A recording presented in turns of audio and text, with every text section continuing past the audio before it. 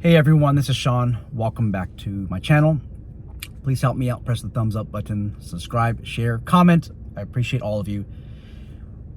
This is literally the 7th time that I am filming this video. I think I'm coming down with something and I just keep coughing and it destroys the video. I'm waiting for classes to begin. I'm taking the 3-day peer counseling course where I work at. I am the peer counselor manager, and this is something that I initiated. This is something that I want to see be successful, and it's something that I'm very passionate about. So that's what I'm doing. I'm out here training for 3 days. This is going to be a 24-hour course. Again, this is something that I'm very passionate about. I believe officer wellness is number one. It doesn't matter if it's private security, corrections, law enforcement. Officer wellness is paramount. I want to talk about two things. Number one, the survey, and number two, I want to talk about what are we doing wrong in security with tasers. Real quick with the survey, please go to the community section tab of this channel and answer the survey. I'm simply asking you if you believe a jury of 12 would convict Michael, who is the security guard who shot and killed Ms. Blanco at the Walgreens store in San Francisco, California. Simple yes or no. Do you believe all 12 jurors would convict them? Please do not go to the comment section of that post. Just please concentrate right now on answering yes or no. I want to create intelligent dialogue. I want to have some substance so that we can have a great video and discuss criminal justice procedures. If you decide to go to the comment section afterwards, then that's fine. But please at least answer yes or no and then go to the comment section. Guys, I'm not going to dislike any of you if you say yes or no. What I plan on doing is educating everybody or re-educating everybody on the criminal justice system. There might be some things that you don't even know. What is my credibility on that topic? I taught criminal justice for almost 7 years at a private college. There is about 3 subscribers that watch these videos on a daily basis, and they were my students. I taught about 7 to 8 of the different courses in the associate's degree program, criminal justice. So I have a very good understanding of the topic. I taught the material. In order to teach material, you have to have expertise in the material. So I want to show you guys what proper procedures are. If you're studying criminal justice, you're gonna love that. You're gonna love the video. And if you're studying criminal justice, this is a topic that you have to understand. It's criminal procedures. Okay, so the second part of the video involves tasers. My experience with tasers begins in the mid to late 2000s. I've carried the X26 and then the X7. My favorite is the X26. The security zone, the 247 security zone, Officer Baha'i made a video where he showed the Taser Pulse and the Taser X26. I am not familiar with the Taser Pulse. I'm more familiar with the X26. When I started in law enforcement, it was acceptable to taser somebody in the back. If they're running away from you, you can use a taser to effect an arrest. If they're being passive resistive, you can use dry stun or you can use the probes. And what passive resistive basically is this. They're just standing there like this or sitting there like this. Maybe they're trespassing and they're not leaving. And maybe you try to get them into an arm lock or you try to physically move them and they're not moving, they're just like this. So in those days, it was more acceptable to use the taser. When they ran away, you just tase them in the back. That's where those days were. Case law has changed.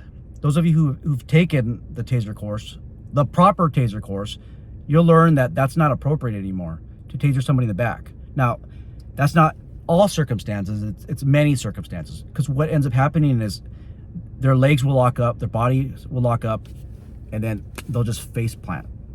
You might have justification to taser them, at that point in time, but you don't have justification to face plant them most of the time. So we see security officers tasing people in the back. We see them tasering people who are passive resistive. Just because somebody goes like this and says, hey, I'm not going to leave, that doesn't mean that you could just taser them. Things have changed, you guys. I highly suggest that you learn some type of martial art and perfect it as much as possible. I've been lagging with my arrest and control techniques. I took a course not too long ago, but this is something that I need to definitely refresh. It is a perishable skill. I'm getting tired of seeing law enforcement officers, even security, just go to taser. I mean, let's consider hands-on. Whatever happened to hands-on? Now, if you are working security and you're by yourself and you're going to effect an arrest, I probably would lean more towards the taser if this is a use of force issue that needs to be overcome, because I don't think I want to go hands-on by myself. But if you have partners, that's totally different. It's totally different security. You can't just call a 1018 or 1199, whatever codes law enforcement's using, and expect for 20 officers to show up, because the chances are you call that out, nobody's going to show up. So in those arrest circumstances, I would just let the person go. Okay, in almost most of the circumstances. If they are being aggressive towards you, then that is more of a reason to taser them. Meaning that if they're advancing towards you in an aggressive manner, maybe they're about to punch you, their fists are clenched and they're advancing, then that's different. Give them those reasonable warnings. Hey, get back, stop, I don't want to hurt you. Make it repetitive, no more than 2 or 3 times. Let everyone hear. If you're in a community where a certain language is spoken more often than English, give your commands in English and that language of the area if you're able to. Okay? If they keep advancing towards you and they're in your danger zone, then it's time to use that taser, depending if you believe that you're justified and you're within policy. If they have a weapon, a knife or baton, a bat, and they're advancing towards you, if that's all you have is a taser, then by all means use that. But if you have a lethal option, I don't think it's necessarily a good idea to go to taser, because when that taser doesn't work, you're left with maybe a more angry person, more aggressive person, and you didn't stop the threat. So the threat was the baton or knife. That baton or knife or bat is going to keep coming after you. Okay? So that's when at least consider withdrawing, backing up, going to firearm. I hate to say that on camera, but I mean, you got to do what you got to do to survive. Your best option is to get out of there. But if you are going to get hurt, you're going to get bludgeoned to death or stabbed, it's not a taser moment, it's a lethal moment, if you have that lethal option.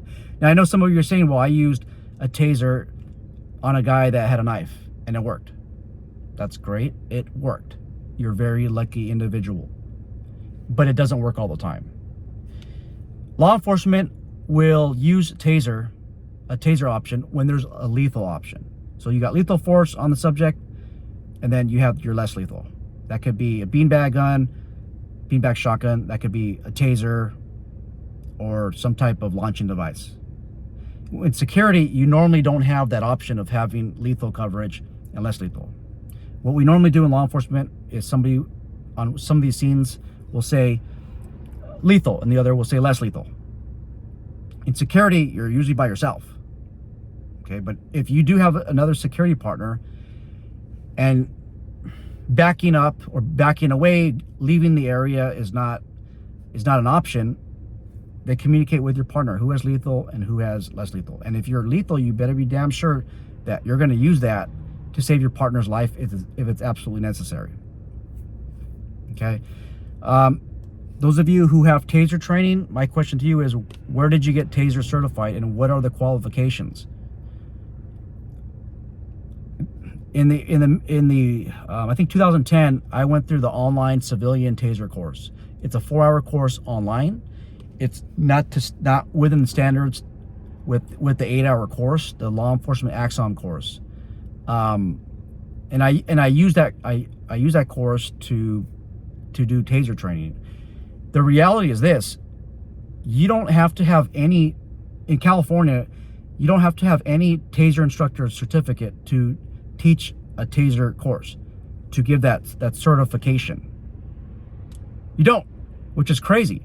All you have to do, all the state of California requires, BSIS, Bureau of Security Investigative Services, is that you follow the course outline.